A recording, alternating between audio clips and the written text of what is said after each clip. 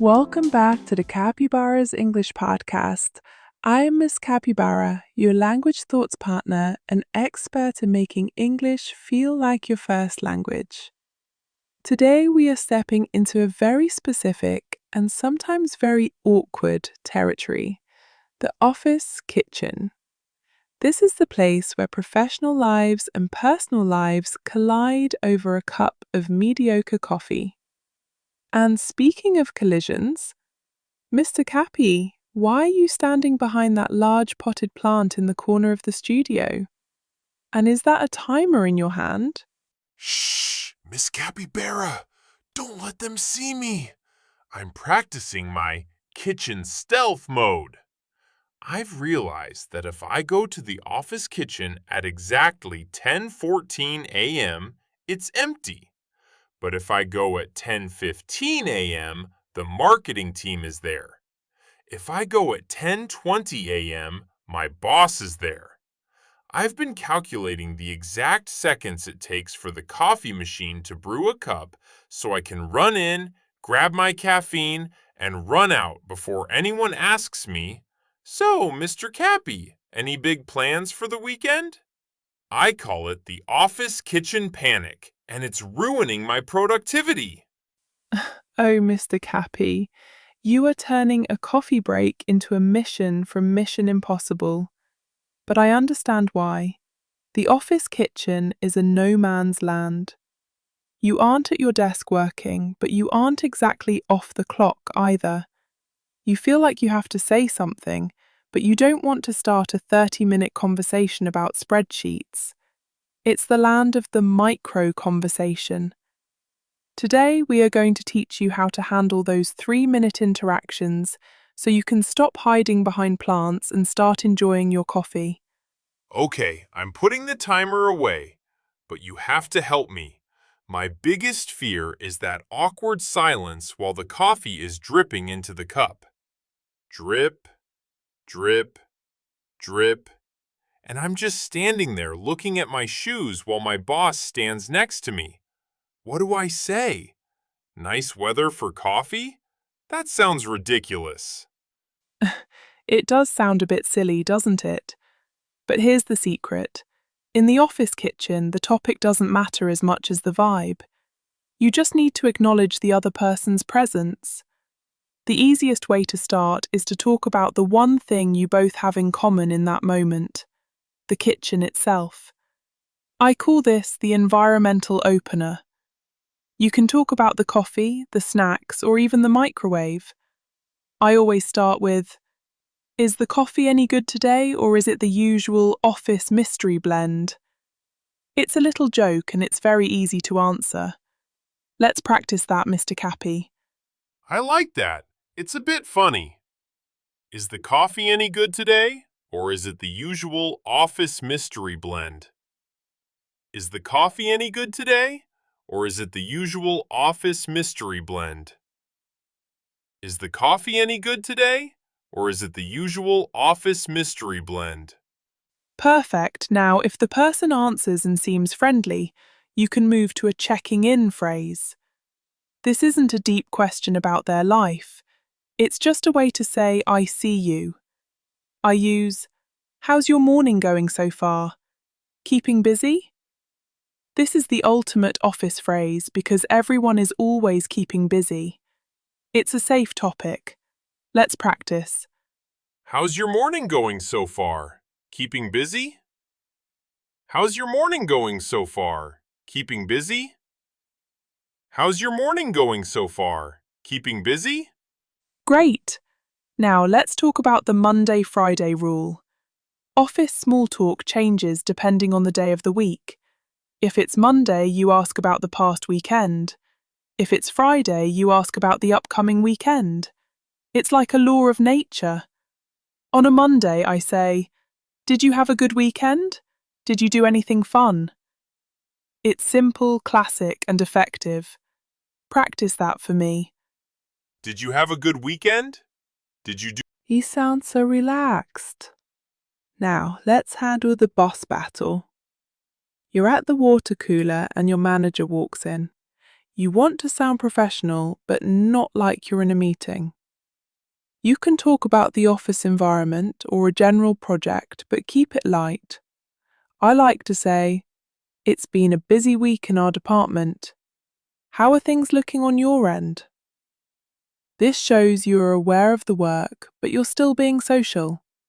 Let's practice that one. This is the scary one. Okay.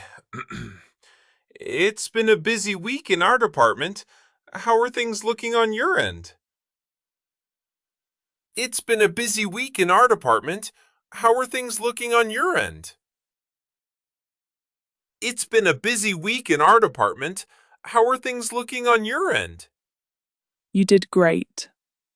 Now, sometimes you don't want to talk about work at all. You want to be human. A great way to do this is to talk about the office extras. Maybe there are cookies in the kitchen or it's someone's birthday. I say, "Have you tried those cookies? I think they're for Jane's birthday."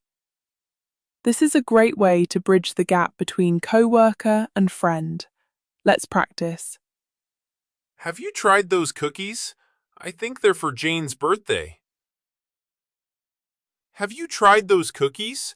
I think they're for Jane's birthday. Have you tried those cookies? I think they're for Jane's birthday. Now let's talk about the connection.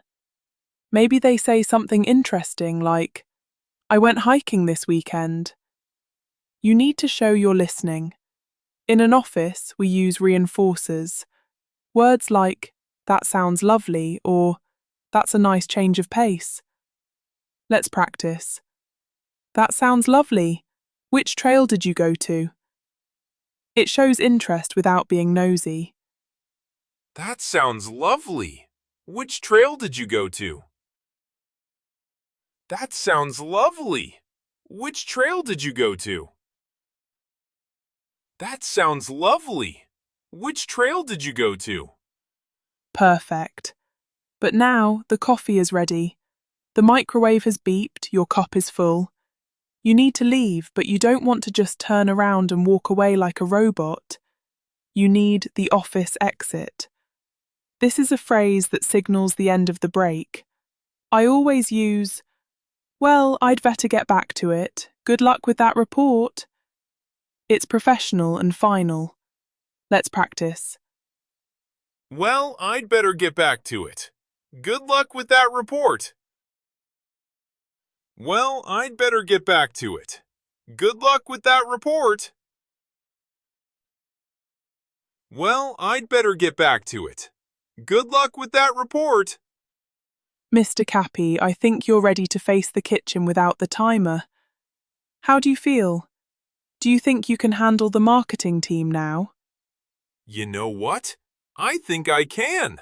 I realized that my fear was mostly about the "what if they talk for too long" question. But having that "I'd better get back to it" phrase is like having a get out of jail free card. It means I have the power to end the conversation politely whenever I want. That's a game changer. It really is. Small talk is all about boundaries. You aren't being rude by leaving. You're being a good employee by going back to work. Most people in the office are also a bit nervous or busy, so they will appreciate you keeping it short and sweet. Short and sweet. That's my new audio motto. I'm going to go to the kitchen right now, and I'm going to walk past the plant. Go for it. And to all our listeners out there, the office kitchen is the perfect language laboratory. You have short interactions, the topics are predictable, and if you make a mistake, you can just say, "I need more coffee," and walk away. Your homework for this week. The next time you are getting water or coffee, ask one coworker, "How's your day going so far?" That's it. Just one question. Bite the bullet. Bite the bullet. I'm on my way. Thank you so much, Ms. Capibara. This was a huge help. To everyone listening, if you've ever had an awkward office kitchen moment, like spilling coffee on your boss or forgetting a coworker's name? Tell us in the comments. We've all been there. Oh, the stories we could tell. Don't forget to subscribe to the Capibara's English podcast and give this video a like if it helped you feel more confident at work.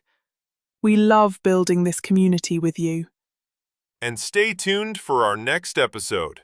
We're going to be talking about the English restaurant, how to order, complain, and tip like a local. It's going to be a delicious one. I can't wait. See you next time, everyone. Keep practicing and stay confident. Bye-bye. See you at the coffee machine.